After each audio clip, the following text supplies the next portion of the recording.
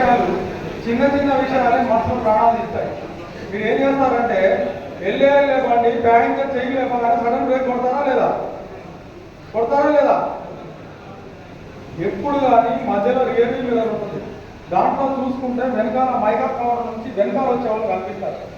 ఈ sudden brake కొట్టినప్పుడు వెనకాల ఎవరున్నారు లేదా చూసుకొని కొట్టడానికి అవకాశం ఉంటుంది. మీరు దాన్ని మూస్తే ఎట్లా కనిపిస్తారు? ఒక అతను నేను చెప్తాను, కొత్తగూడెంలో కేసు జరిగింది. ఆటో అతను సడన్ గా బ్రేక్ కొడితే అతను మొత్తం ముందు వాళ్ళు రాలిపోతే కోర్టుకు వెళ్ళడం.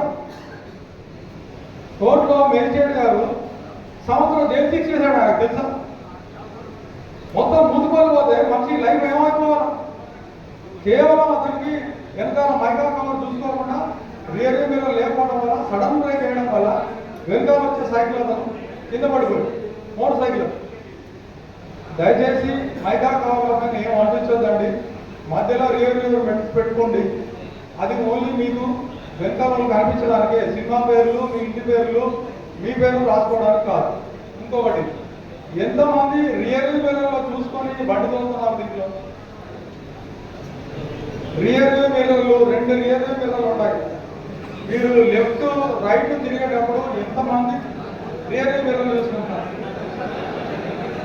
Okay, thank you. చిన్న అంటే రియర్ మిర్రర్ చూసుకోకపోవడం వల్ల యాక్సిడెంట్స్ ఎట్లా అవుతాయని నేను చెప్తాను.